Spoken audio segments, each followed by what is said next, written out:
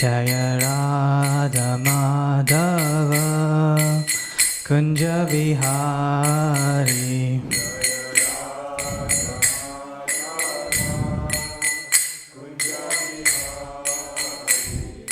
Gopi Jana Vallabha Girivaradhari.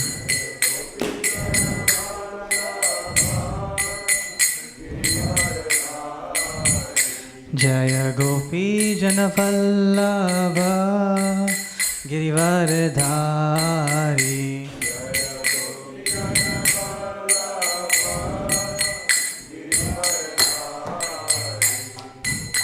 Yashodanandana Braja Jana Ranjana.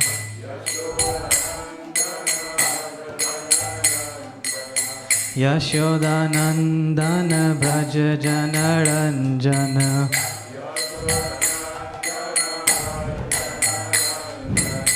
Yamuna Tira Vanachari.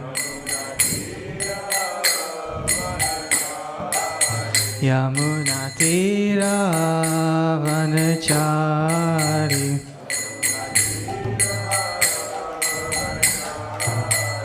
Jaya Radha Madhava Kunja Vihari.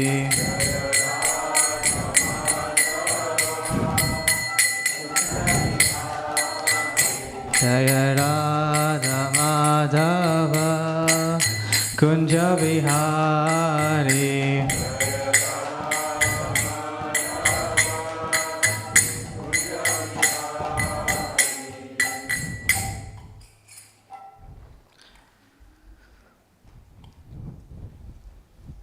Om Namo Bhagavate Vasudevaya.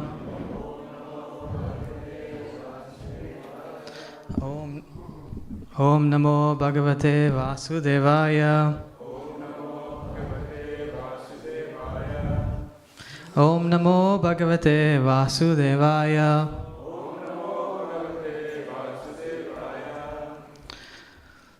Sopi Amsha Guna Kalatma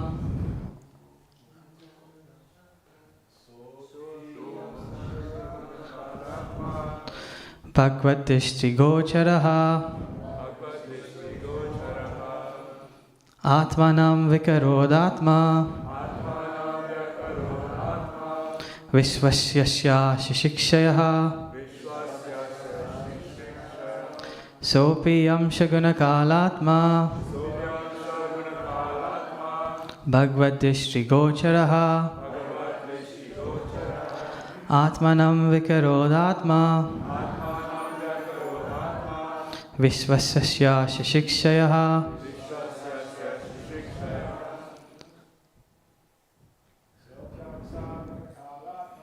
Sopyam Shaguna Kalatma Bhagavad Dishti Gocharaha Atmanam Vakarodatma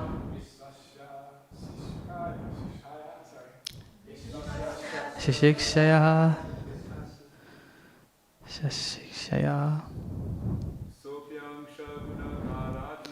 Sopyam Shaguna Kalatma Bhagavad Dishti Gocharaha Atmanam Vakarodatma Vishvasya Shishikshaya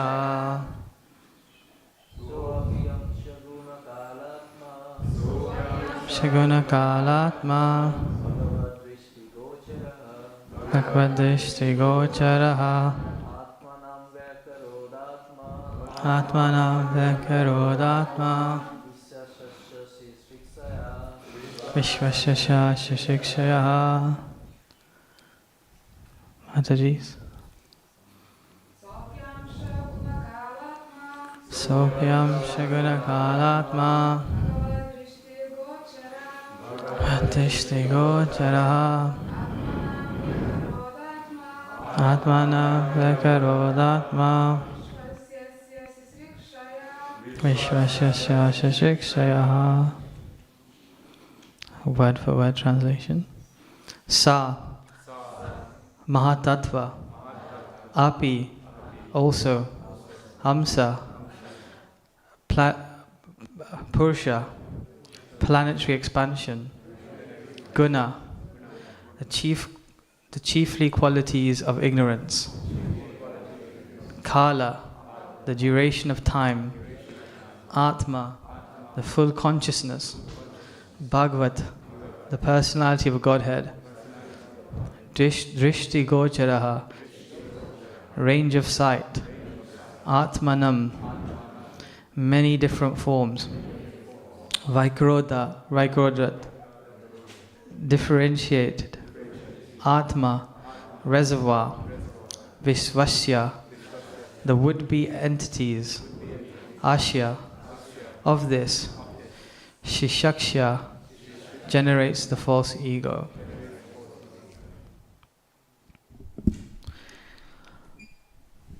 Om Agyantimidandasya Gyananjala Shalakaya Chakshurun Militan Mena Tasmai Shri Guruve Namaha Shri Chaitanya Manobishtam Safitam Yena Bhutale Swayam Rupa Kadameyam Tadati Swapadantikam Vandeham Shri Guru Shri Utapata Kamalam Shri Guru Vaisnavamscha Shri Rupam Sagrajatam Sahagana Raghunatam Tam Sajivam Savetam Savadutam Parijana Sahitam Krishna Chaitanya Devam Shri Radha Krishna Padan Sahagana Lalita Shri Vishakanvitamscha He Krishna Karuna Sindhu Deenabandhu Jagatpate Gopisha Gopika Kanta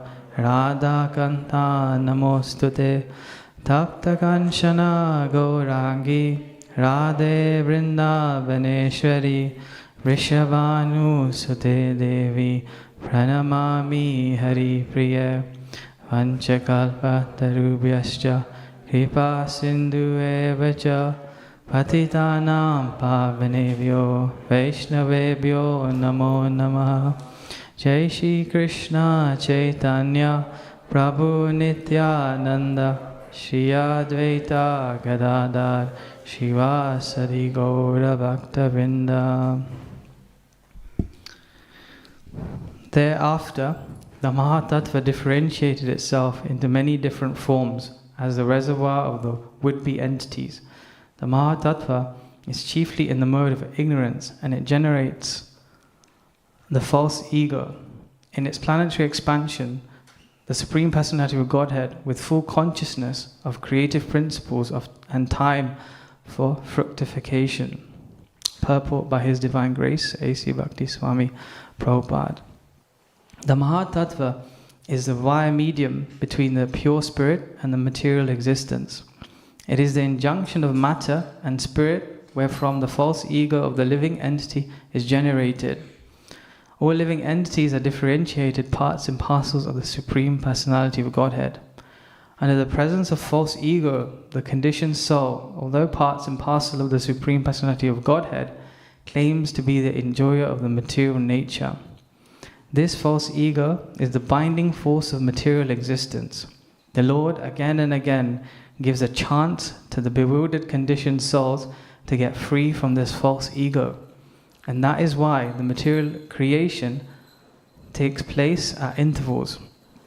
He gives the conditioned souls all facilities for rectifying the activities of the false ego.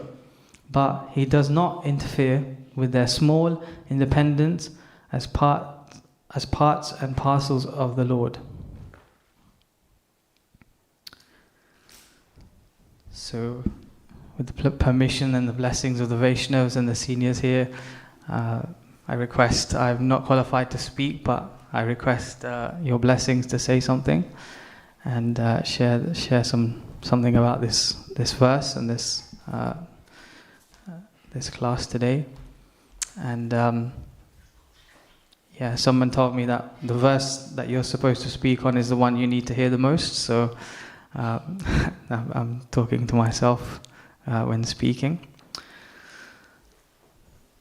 So a lot of you are coming here to the temple and come to Krishna consciousness, and I'm going to share a little bit about the false ego, and just share about how the false ego is actually much more deeper than we think it is, and how we can get rid of this so-called root of our suffering, and like Prabhupada is mentioning in the purport. Now, for a lot of us, our spiritual life started with a doubt. We had a doubt in our material life, and that's essentially when our spiritual life began. And at some point we were convinced that, okay, there's more to life than this material things that we're doing. I can use my example. And I was working long hours. I had a nice job, had a nice car, had a nice house, and I remember working really hard to get a degree. Actually, we worked out to get that degree I had to sit around 100 exams.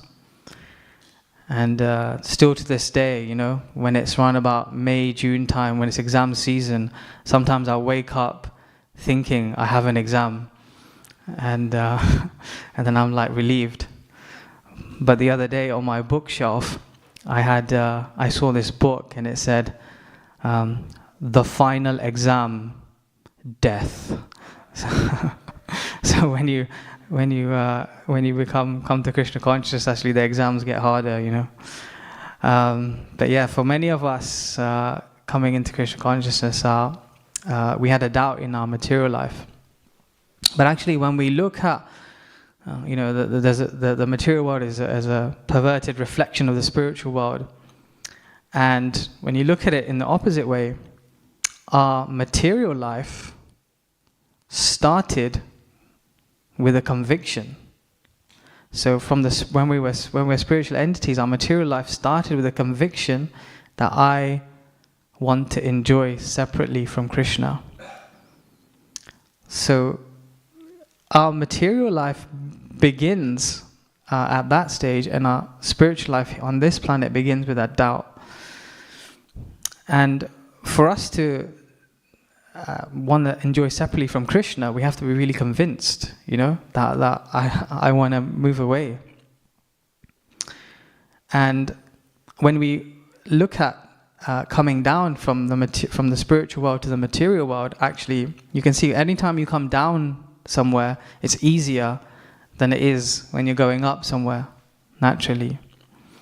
And we hear in the Bhagavad Gita, Mamaivam sajiva loke jiva bhuta sanatana mana shastrana indriyani prakritishtani karshati.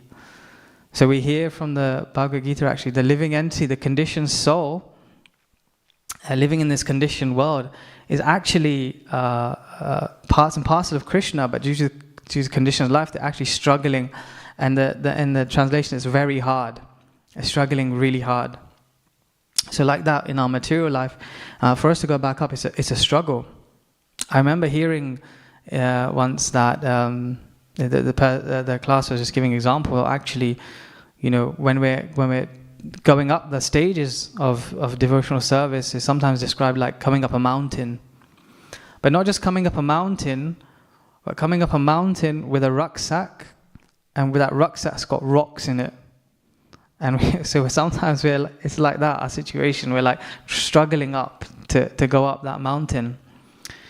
But thankfully, we've come to Krishna consciousness. And when you come to Krishna consciousness, that backpack, instead of rocks, you have Bhagavad Gitas or Bhagavatam sets.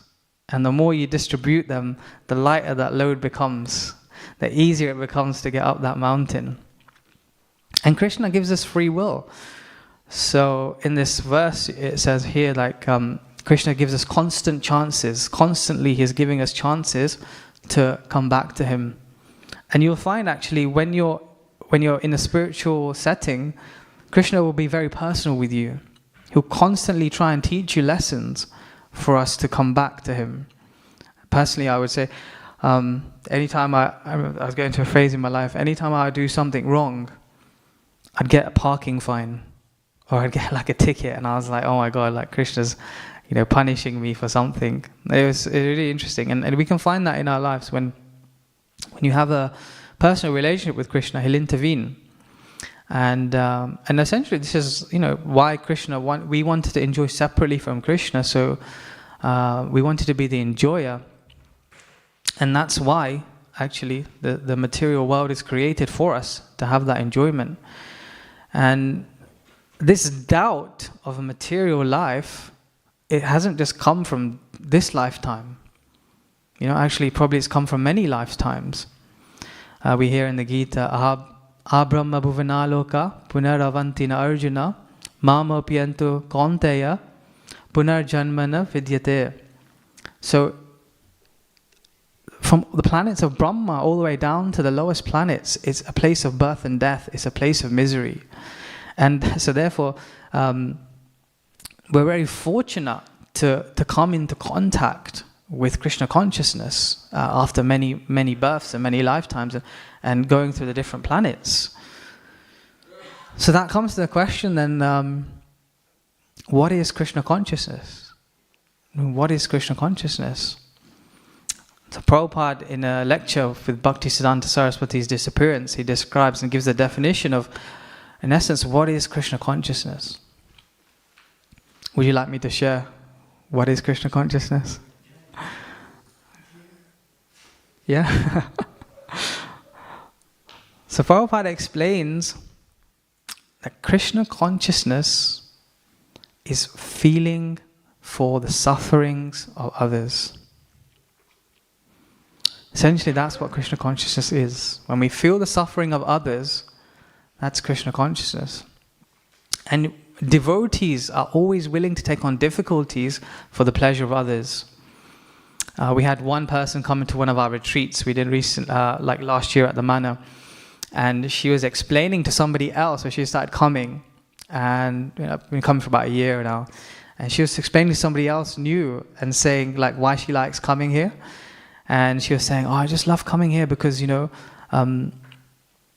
everyone's so willing to do stuff for you. Everyone's willing to serve, everyone's just willing to serve each other. So devotees are amazing in that way. And I guess as we go on the lecture, we'll unpack how, how that false ego can creep in, even within that. But devotees take a lot of austerities. Essentially, that's what I said, Krishna consciousness is feeling the suffering from others. And we hear from the Gita, Ye yatamam prapatyante, tas tam satatvam bhajamyaham, mama vartamana vartante, manushya partha sarvasa. So all surrender unto me, I reward them accordingly, everyone follows my path in all respects. So the more we take shelter in Krishna, is the more Krishna gives us shelter. And the more Krishna gives us shelter, the more we can give shelter to others. Right? The idea is feeling for the suffering of others. And for us to do that, we have to seek shelter for Krishna. And He gives us that shelter. And then we can give it to others. Prabhupada explains that taking responsibility for Krishna's pleasure, is actually the greatest reality. And that's how we enter the greatest reality, is when we take responsibility for Krishna. And the more Krishna consciousness you become, the more responsibility you take. And the more responsibility you take, the more Krishna conscious you become. I remember once, my uncle, he was a devotee. When I was growing up, whenever we used to see him, we used to say, oh my God, it's my crazy Hare Krishna uncle. And now, when my nieces and nephews see me, they say, oh my God, it's my crazy Hare Krishna uncle. So somehow, we've managed to take on responsibility, and we can see, like, when you take on more responsibility, you're moving in that direction of being more Krishna conscious. But we can see actually, and we hear from this verse how the false ego manifests. Krishna says, everything is emanating from me, both material and spiritual. Aham sarvasya prabhavo, matva sarvam pravantante, iti mam bhajante mam, buddha bhava samvanvitaha. Krishna says he's the source of everything. Everything emanates from him. But the wise who know this engage in my devotional service with all their hearts. So that second part is giving us the formula of how we can become free from the material existence. And essentially the root cause of our suffering is the false ego. That's actually the root cause. And what is the false ego? False ego is, I'm the proprietor, I'm the enjoyer, I am, it's all about me. But really, the nature of the soul is Jivara Sarupahoy, Krishna Nityadas. That's actually the real nature of the soul, and that's what covers our false ego. Actually, we move from, thinking I am the enjoyer, but actually, we're in ahamameti. We think it's supposed to be about us. So, Hare Krishna, would you like to give the class?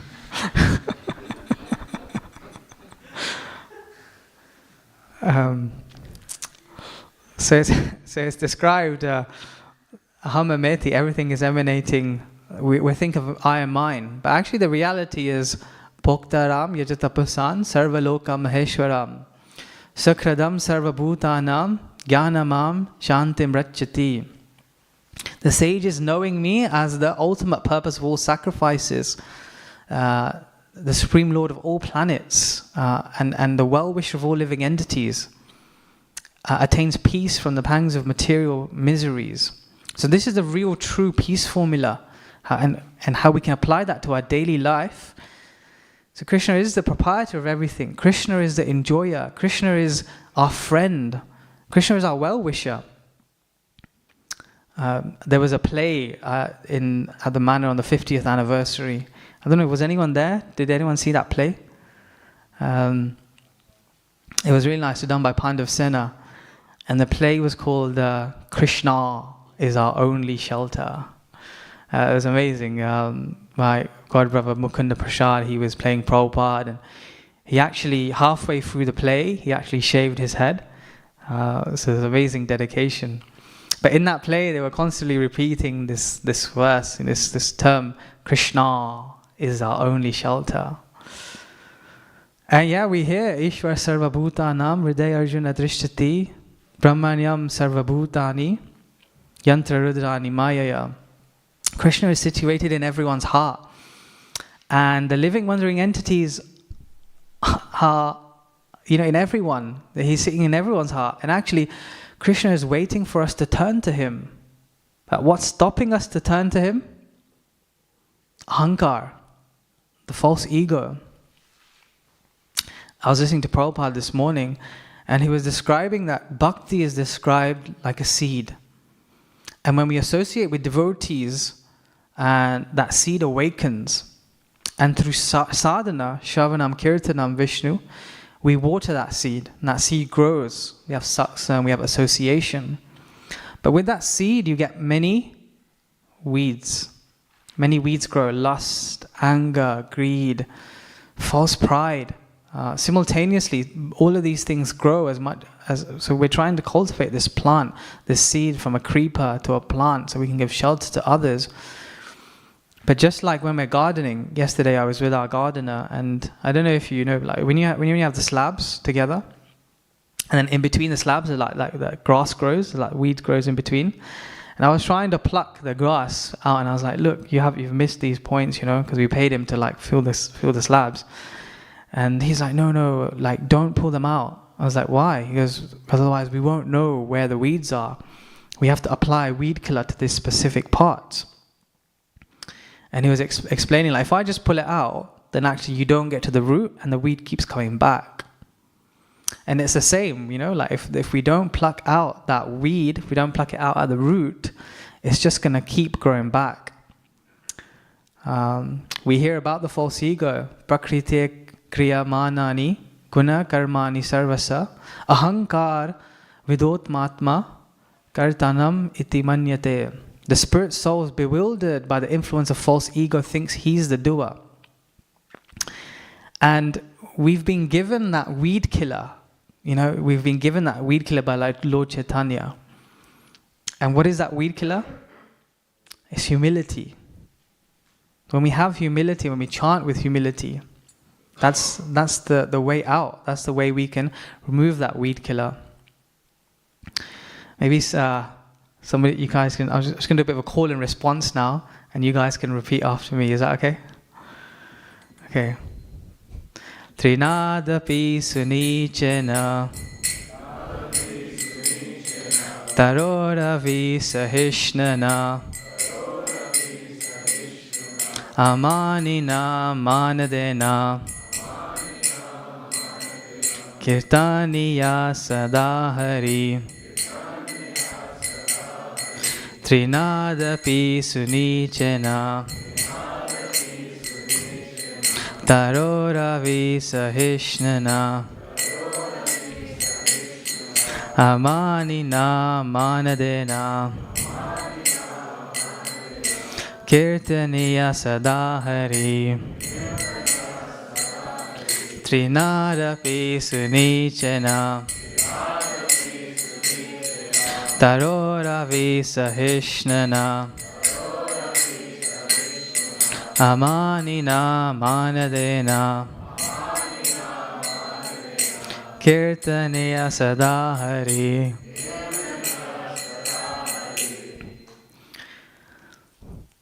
So I thought I'd add in just a little song break, like they do in the movies. So yeah, one who thinks of himself as more humble than a blade of grass, more tolerant than a tree, expecting no personal honor, yet always prepared to give respect to others.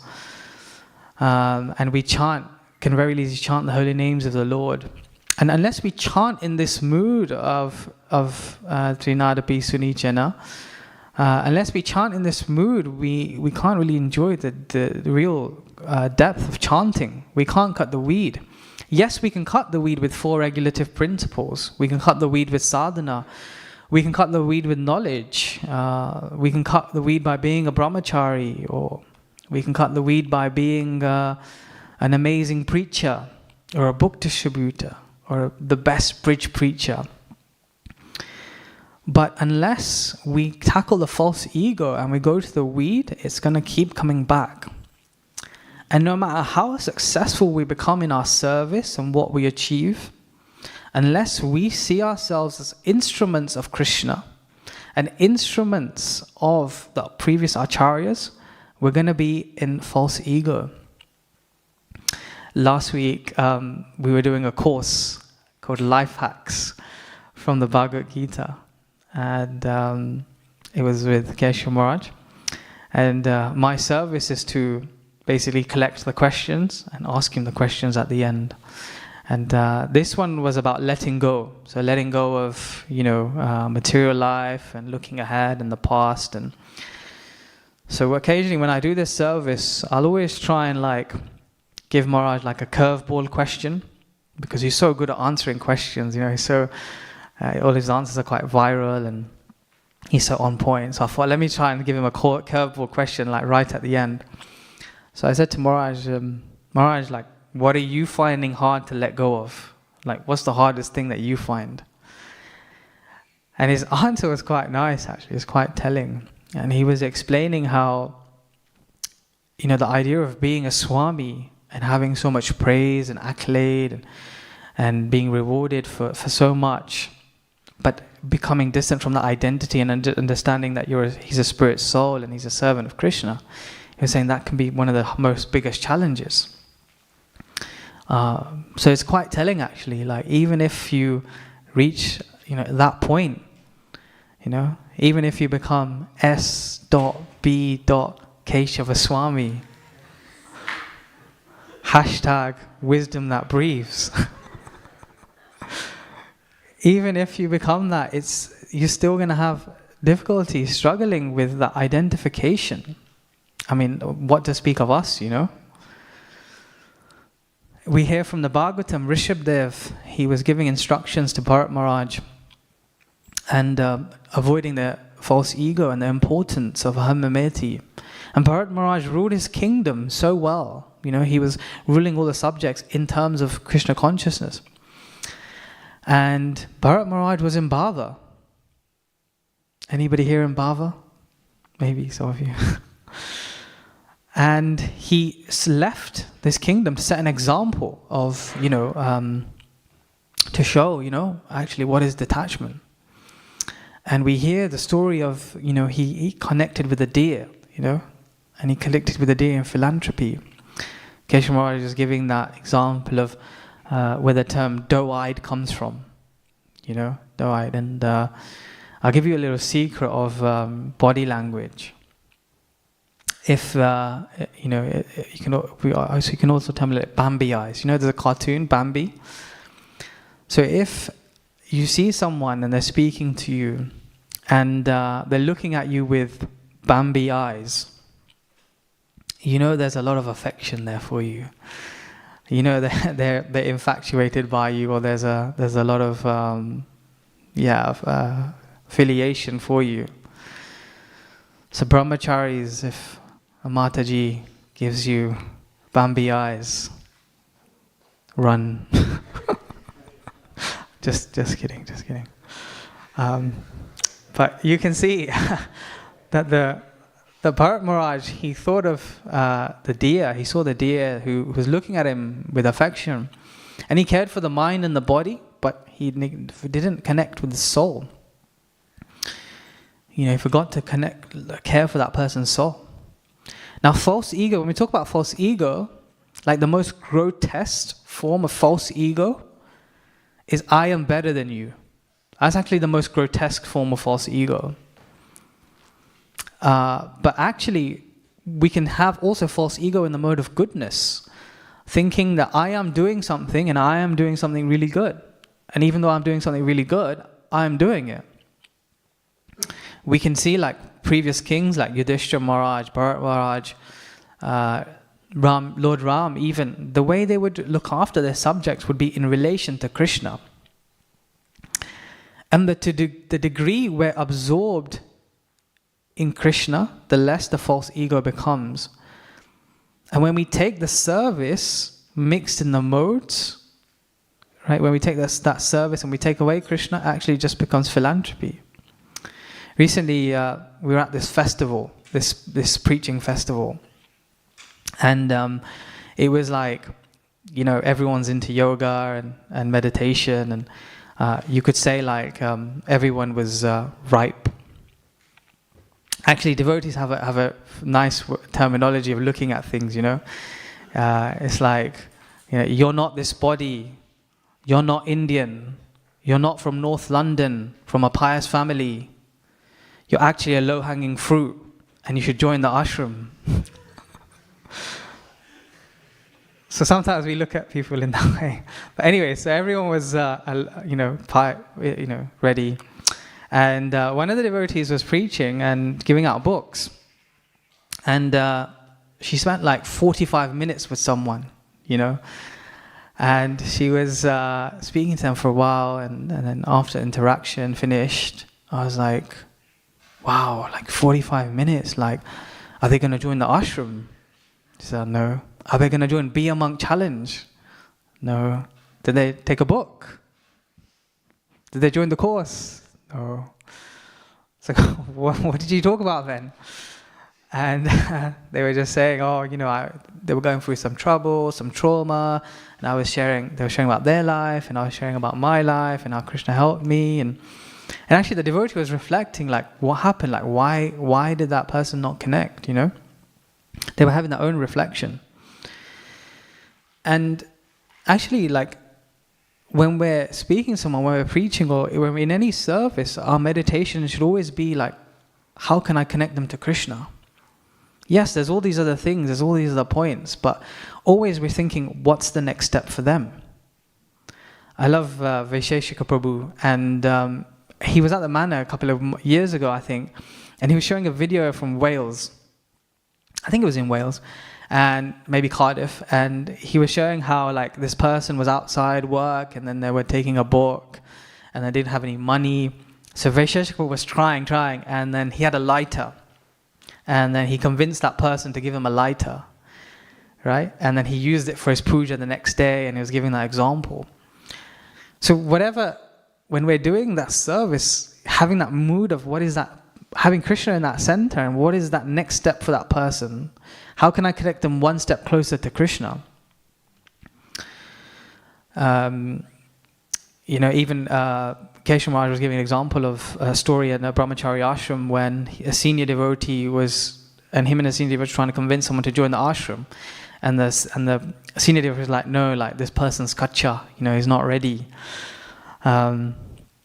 So sometimes, we don't know, like we have to understand what is the next step for that person, and how do we take them one more step closer to Krishna.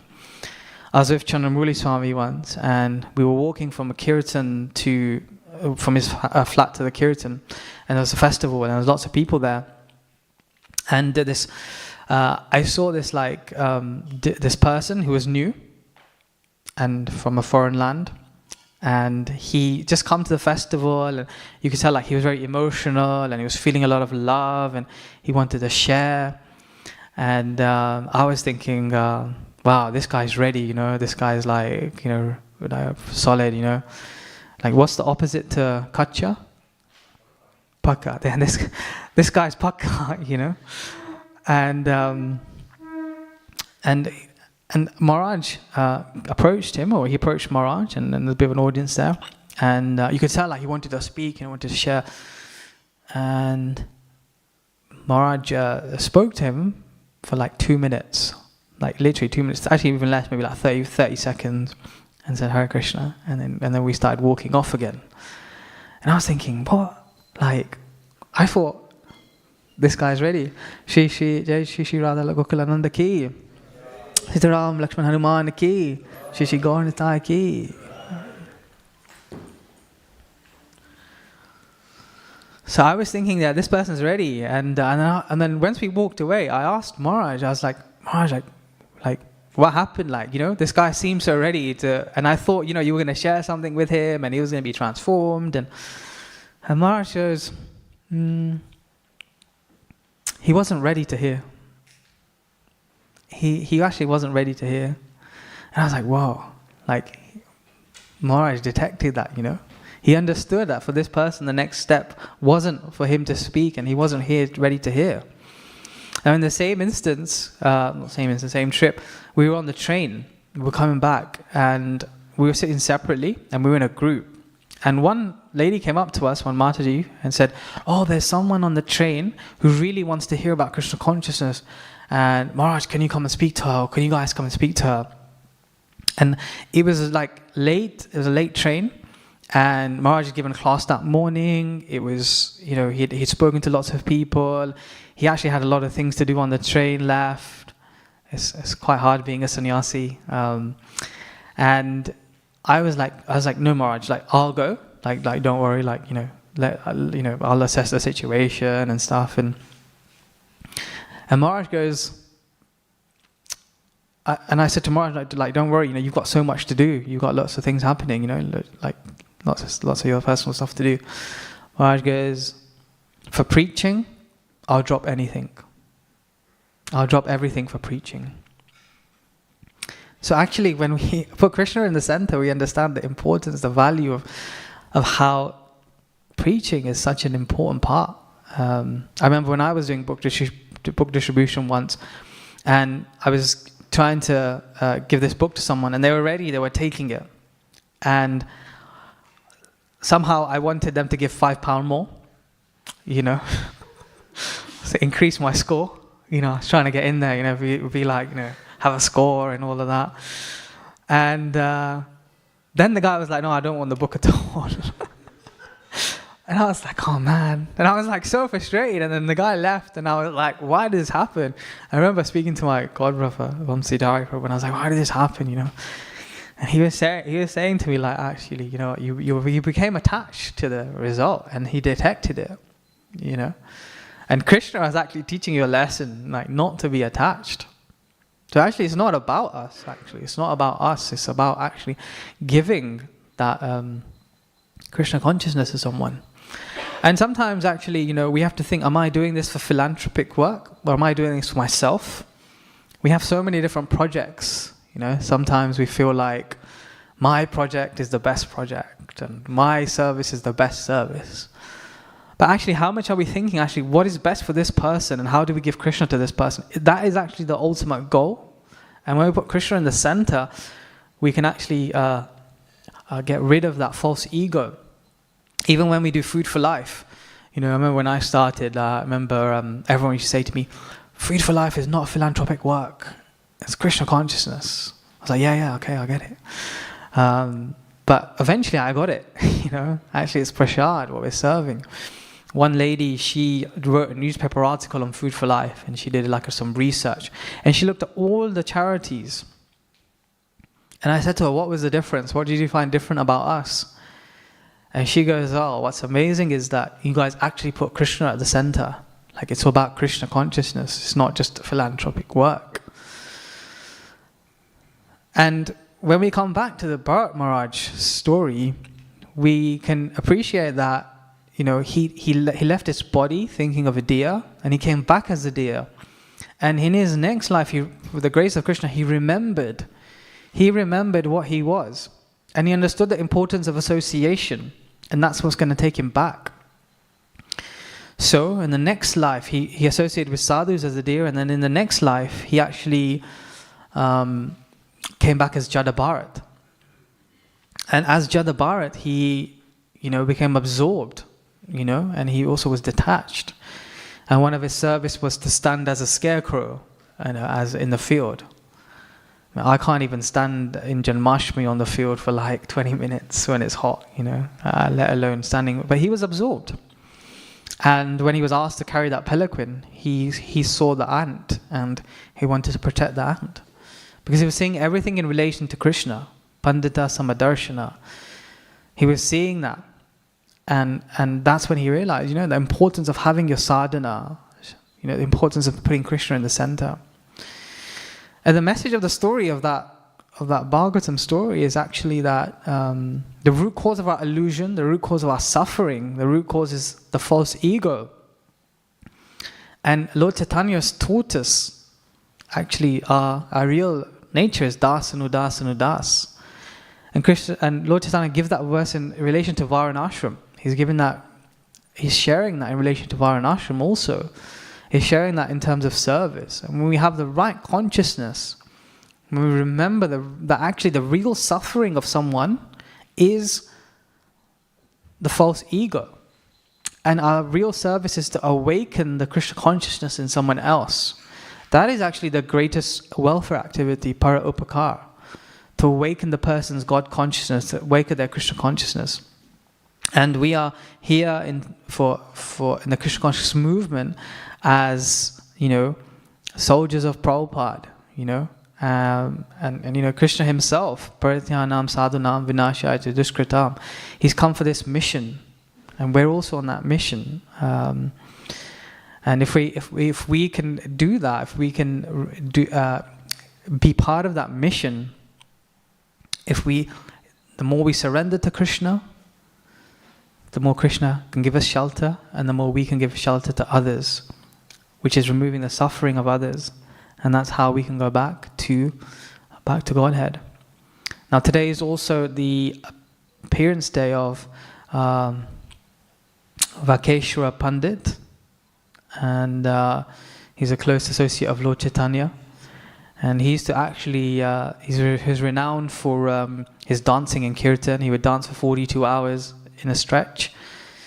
We only have 24 hours Birmingham Kirtan, which even stops in the evening. How many of us do 72 hours dancing non-stop? We hear about his pastimes with Devananda Pandit and how he was instrumental in relieving Devananda Pandit. And Vakeshwara Pandit was deeply ecstatic in his dancing, and Lord Chaitanya was really pleased with him. Lord Chaitanya would sing, and they had a deep bond. And there's a nice quote I'll share, a conversation between them. Vakeshwara Pandit says, "O moon-faced one, give me 10,000 Gandharvas and let them sing while I dance, and then I will be happy." And Mahaprabhu answered, You are one of my wings. If I had another like you, I could fly in the sky. Gandhara Srimad Bhagavatam ki jai. Any corrections, comments, bits to add, Orange, or anyone else? Questions?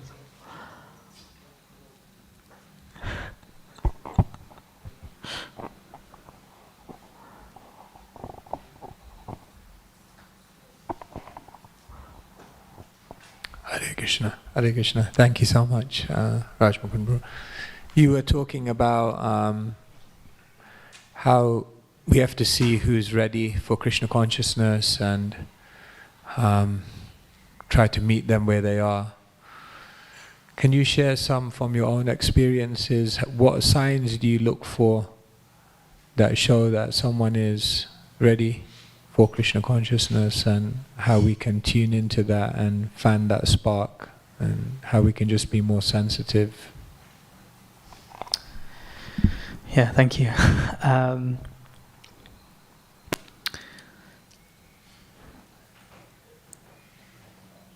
Yeah, I guess when we see that person and when we're interacting with that person, the willingness for them to hear you and accept whatever it is that you're offering as that next step. I guess part of it is, understanding that, this person is, a soul of Krishna. But when you're trying to give them Krishna consciousness, the level of resistance you receive, sometimes you can see. Sometimes there's so many layers there, and it's hard to penetrate through that layer, and they're just not ready. And sometimes you have to know. It's not about knowing how much to push. It's about knowing how much to not push. Like when to let go. You can push, and you should. Like my mindset is always keep trying. Like if somebody says no to a book, I'll bring out another book or another course or something else. You're trying. But then there's a point where you realize, okay, now I gotta stop, because then you've reached that line, and then going the other way, you're actually gonna repel them from Krishna consciousness. So then you just take, that little win. And that's how I see it. Like you take the small wins. Even if they touched the book, even if they had a favorable experience, but at the same time, your energy is really important. Who you're giving that time to. I'm not saying that you should not give time to anyone if they're suffering, but actually being conscious of, is this person ready, and am I the right person to give them that Krishna consciousness? Because sometimes it's not only that they might not be ready, but you also might not be the right person to give them that. There might be somebody else. Yes. Well, if a person shows interest and they don't criticize, then you keep on telling them. Yeah. And then if they pass a negative remark or something, then I stop. I'm sitting in the bus, and next to me sitting a man, and he said, "Why are you talking to yourself?" And I said, "No, I'm praying, I'm chanting."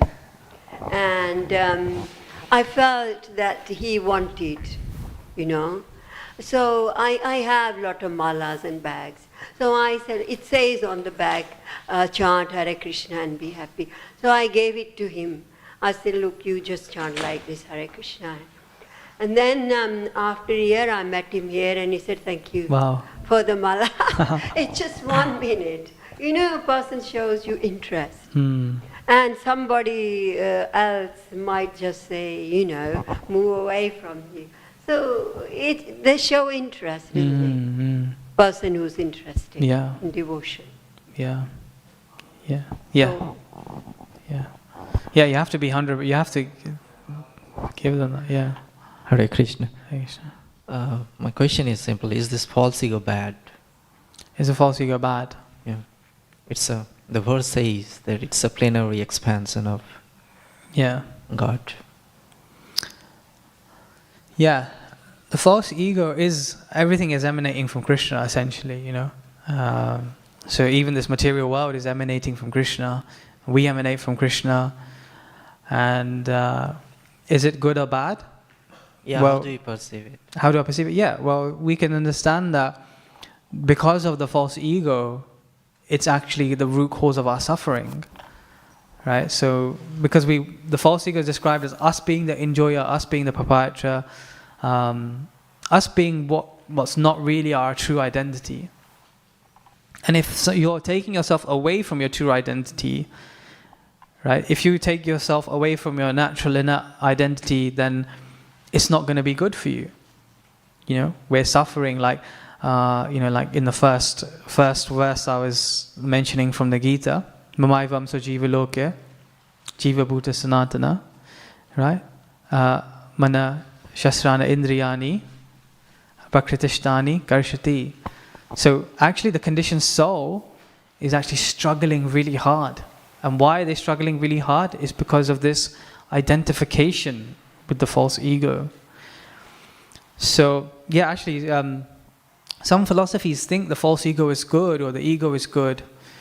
But actually, the real self is the spirit soul, which is Satchitananda, which is Nitya Krishna Das. That's actually the real essence of what the soul is.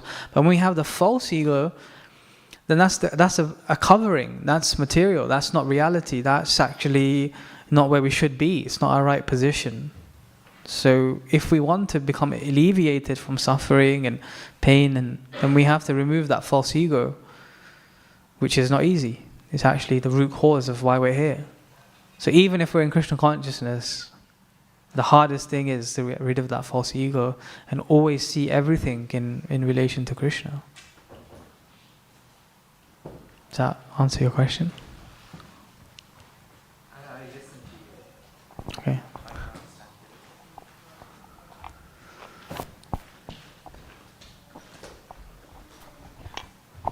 Thank you. Hare Krishna. You mentioned earlier that Krishna allows us to material enjoyment.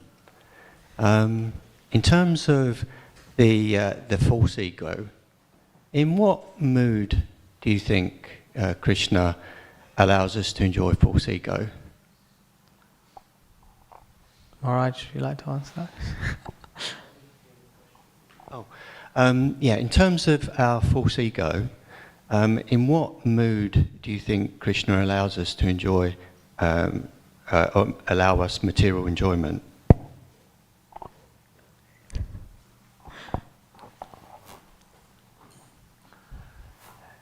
So we understand that the false ego is something which is gifted by Krishna in order to allow us to enjoy separately from him. Of course, Krishna doesn't like to see the living entity. The ultimate result of false ego is that you suffer because it's a wrong identity. But we can say that even that is part of Krishna's plan, because through that frustration that one experiences through exercising their false ego, they ultimately come to their real knowledge.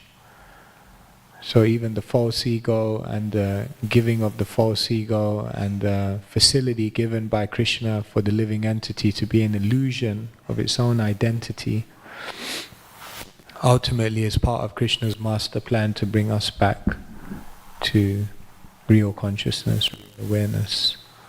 So I don't know if that helps. Maybe add, is Krishna's mood one of like punishment, or one of out of love to bring us back to a relationship with him? Yeah, do you wanna? Yeah, it's more a sense of rectification. Krishna ultimately is the best friend of every living entity, and even when Krishna sends us experience of suffering or struggle or seeming punishment, even that is part of, like a loving parent, trying to ultimately bring the child back to proper awareness. So.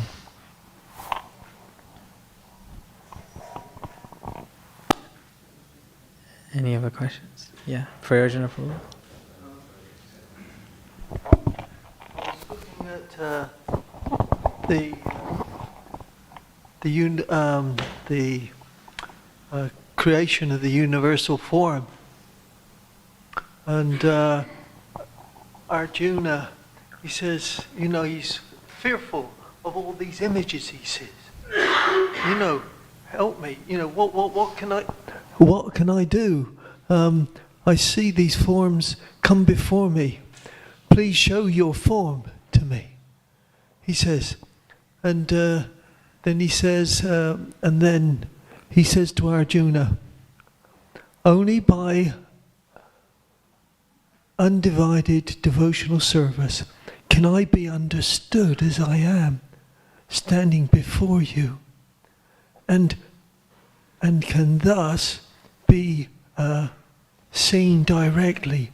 Only in this way can you enter into the mysteries of my understanding. My dear Arjuna, he who engages in my pure devotional service, free from the contamination of fruitive activities,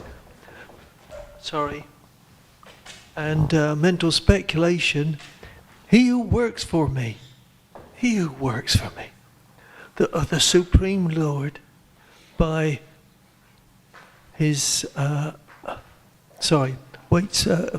goal of his life, makes him the goal of his life, who is friendly to every living being, certainly comes to me.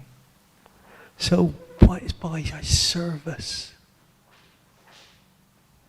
that we can realize that don't worry. He's saying, don't worry.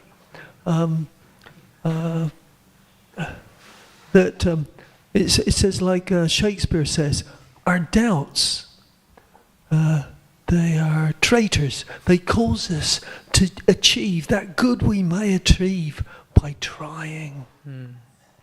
So this, to me, is we must trust in Krishna. I think, that's what I get derived from this.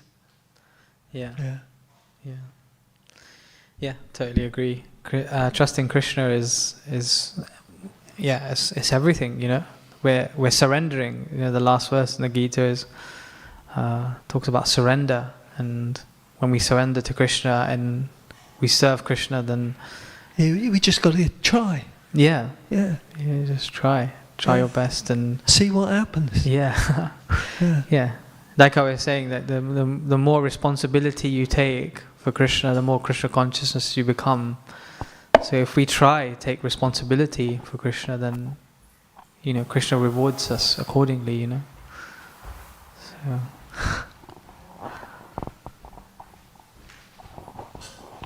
Okay, thank you so much. Grajram Srimad Bhagavatam ki jai.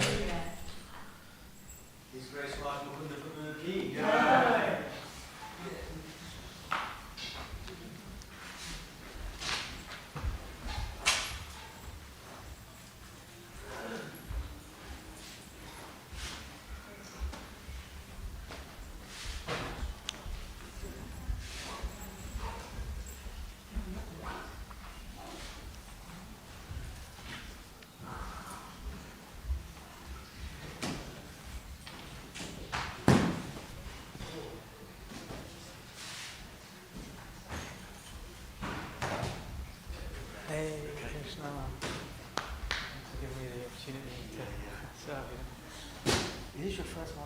Yeah, first one. Did somebody tell you that, or like you could? No, I just thought of you. Oh really? Yeah, why not? I thought it's a high time you used to get plus. Oh right. I thought maybe like Keshwar or someone said, oh. No, I think Keshwar is really going to happy for you to give, as you can see. No, I always keep one out for the next generation. Yeah. Isn't it? Yeah. So you will now become one of the